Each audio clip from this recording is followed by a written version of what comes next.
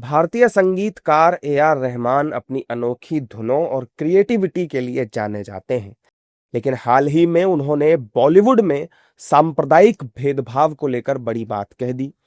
AR. Rahman ने कहा था कि अब उन्हें बॉलीवुड से काम मिलना कम हो गया है।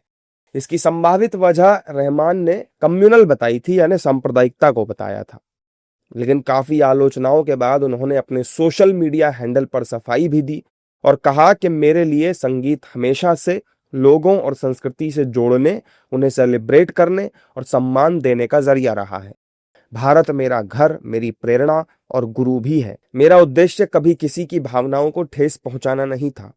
बीते 2 दिनों में हुए इस बयान और सफाई के घटनाक्रम पर राजनीति भी हो रही है। विपक्ष के नेता केंद्र सरकार पर हमलावर हैं और कह रहे हैं कि अब बॉलीवुड भी बदल चुका है। हिंदी इंडस्ट्री एक बहुत शानदार मिसाल थी, शानदार कल्चर था।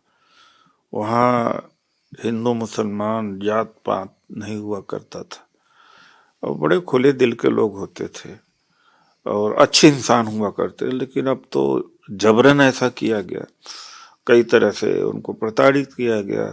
कोई अच्छी फिल्म बनाएगा, सेकुलर फिल्म बनाएगा तो उसको प्रोत्साहित नहीं किया जाएगा। जो केरला फाइल, कश्मीर फाइल, इस तरह के प्रोपेगेंडा फिल्म बनाने वालों को आगे बढ़ाया जाएगा, तो उसका परिणाम तो होना ही था। क्योंकि मुस्लिम हैं, इसलिए उनके साथ भेदभाव तो होना ही था। हमें लगता है कि ए.आर. रहमान ने जो बातें कही है, स्वाभाविक तौर पे वो देश के लिए चिंता का विषय है कि कट्टरपंथी इस देश में इतना हावी हो गया कि कोई भी अंग अब उसे छूता नहीं है। होड़ मचा हुआ है इस देश में। अब कलाकारों में भी अगर इस प्रकार का होड़ मचे तो स्वाभाविक तौर पे ये तो चिंता का विषय है। और ए.आर. रहमान के इन बातों को नजरअंदाज नहीं किया जा सकता। आप हल्के में नहीं ले सकते उनके इन बातों को। चिंता का विषय है और इस पर गहन चिंतन करना चाहिए। जबकि बीजेपी ए.आर. रहमान के बयान पर अपनी प्रतिक्रिया दे रही है।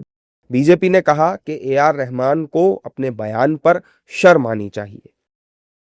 देखिए, शर्म आनी चाहिए। ए.आर. रहमान को इस देश ने क्या कुछ नहीं दिया है। इस देश के संगीत प्रेमियों ने उनको बिल्कुल पलकों पर बिठा कर रखा, अंतर्राष्ट्रीय ख्याति तक उनको दिया और भारत के जितने बड़े बड़े जो खिताब होते हैं म्यूज़िक इंडस्ट्री के, सब उनको मिला। उसके बाद भी वो इस तरीके की कम्युनल एंगल की बातें बता रहे हैं फिल्म इंडस्ट्री में, तो ये शर्मनाक है उनके लिए।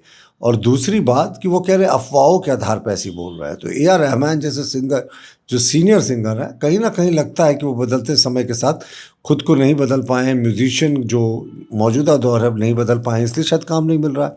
क्योंकि कहते हैं मेरिट जहाँ भी रहता है वो उनको काम मिलता ही है।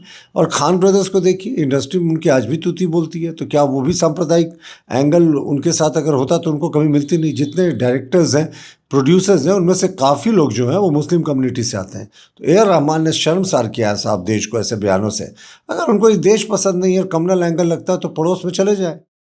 विपक्ष ए.आर. रहमान के समर्थन में दिख रहा है, तो वहीं बीजेपी उन पर हमलावर है। हालांकि उन्होंने सफाई जरूर दे दी है, लेकिन ये मामला अभी थमता नजर नहीं आ रहा। ए.आर. रहमान बॉलीवुड ही नहीं बल्कि साउथ के भी जाने माने म्यूजिक कंपोजर हैं। उन्होंने कई ब्लॉकबस्टर गानों को कंपोज किया है, लेकिन इस बयान से अब उन्हें आलोचनाओं का सामना करना पड़ रहा है।